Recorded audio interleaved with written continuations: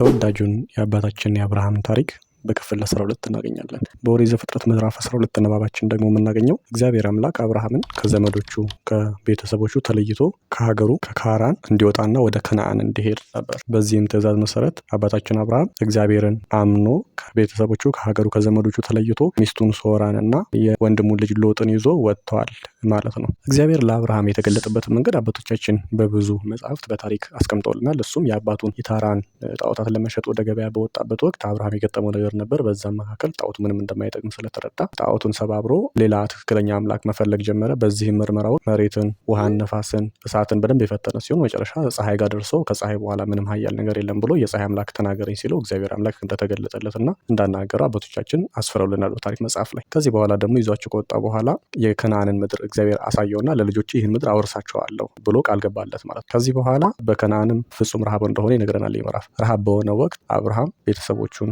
ንብረቱን ይዞ ወደ ግብጽ ተሰደደ ማለት ነው። ወደ ግብጽ ሲሰደድ ታዲያ አንድ ነገር ገጠመው። እሱም ሚስቱ ሶራ በጣም መልከ መልካም ስለነበረች በሱ ምክንያት ፈርዖን እሷን ፈለጋት። በዚህ ምክንያት እንደሚወስዳት አውቆ አብርሃም ወንድሜ ነው በለሽ ተናገሪ እኔም ደግሞ እህቴን እችላለሁ ብሎ ተግባቡ ማለት ነው በዚህ ከሶራ ጋር። በዚህ ምክንያት እንግዲህ እግዚአብሔር በፈርዖንና በቤተሰቦቹ ላይ በሙሉ መቅሰፍትን አመጣ። መጨረሻም ቢመረምር ሶራ የአብርሃም ሚስት መሆኗን ስላወቀ አብርሃምን ጠርቶ ከነ ንብረቱ ከነ ሚስቱ ሰጥቶ እንዲሸኙት አድርጓል ማለት ነው።